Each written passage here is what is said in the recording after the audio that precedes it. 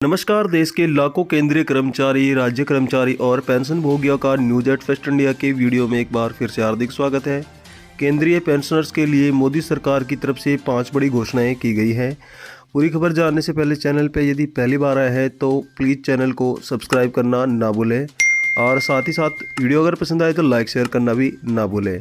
चलिए जानते हैं क्या है 5 महत्वपूर्ण अपडेट। केंद्रीय पेंशनर्स के लिए डॉक्टर जितेंद्र सिंह ने कहा है कि पेंशन भोगियों की शिकायतों का निवारण मोदी सरकार की उच्च प्राथमिकता है और पेंशन भोगियों की शिकायतों के त्वरित समाधान के लिए पेंशन और पेंशन भोगी कल्याण विभाग द्वारा पेंशन अदालतों का आयोजन किया जा रहा है। इन पेंशन अदालतों में कई पेंशन धारकों की समस्या तुरंत हल कर दी जाती है। वर्ष 2023 में पेंशन और पेंशन भोगी कल्याण विभाग ने 17 मई 2023 और 23 अक्टूबर 2023 को 2 पेंशन अदालतों का आयोजन किया था।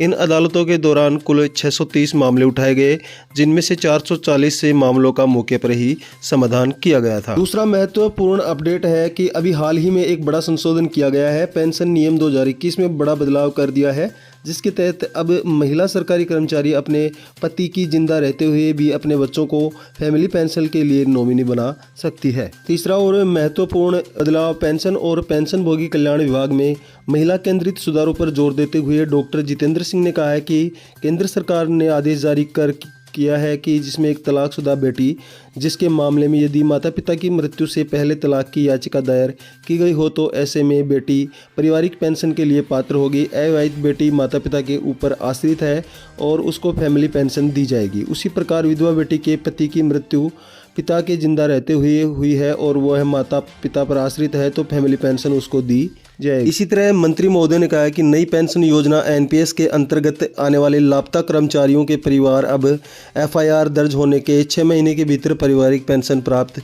कर सकते हैं और इसके लिए 7 साल तक प्रतीक्षा नहीं करनी पड़ेगी, जिसके बाद कर्मचारियों को मृत मान लिया जाएगा। ऐसे मामलों में भी जहां सरकारी कर्मचारी की 7 साल की सेवा पूरी करने से पहले मृत्यु हो जाती है तो परिवार को पहले 10 वर्षों के लिए अंतिम वेतन के 50% की बढ़ी हुई दर से पेंशन मिलती है और उसके बाद अंतिम वेतन के 30% की दर से पारिवारिक पेंशन देय होगी। डॉक्टर जितेंद्र सिंह ने कहा है कि पेंशन भोगी अब आसानी से पेंशन प्रोवाइड की जाती है। बैंकों को पीपीओ की मैनुअल कॉपी का इंतजार किए बगैर पेंशन शुरू करने के निर्देश दे दिए गए हैं। इसके साथ ही पहले 3 फॉर्म भरने की प्रथा थी, अब केवल 1 पेंशन फॉर्म प्रस्तुत करना पड़ेगा। नवंबर 2014 में 15 प्रधानमंत्री द्वारा लॉन्च किए गए जीवन प्रमाण पत्र यानी कि डिजिटल जीवन प्रमाण पत्र का उल्लेख करते हुए डॉक्टर जितेंद्र सिंह ने कहा है कि अब पेंशन भोगी कहीं भी और किसी से भी लाइफ सर्टिफिकेट जमा कर सकते हैं। बैंकों में जाने की जरूरत नहीं पड़ेगी, किसी भी बैंक शाखा से लाइफ सर्टिफिकेट जमा कर सकते हैं। डॉक्टर जितेंद्र सिंह ने कहा कि पेंशन भोगी फेस ऑफ ऑथेंटिकेशन टेक्नोलॉजी का उपयोग करके 2 मिनट में ही लाइफ सर्टिफिकेट जमा कर सकते हैं। केंद्रीय कर्मचारी और पेंशन भोगियों से जुड़ी प्रत्येक खबर जानने के लिए चैनल को सब्सक्राइब करना ना भूलें। मिलते हैं अगली अपडेट के साथ, तब तक के लिए जय हिंद, जय भारत।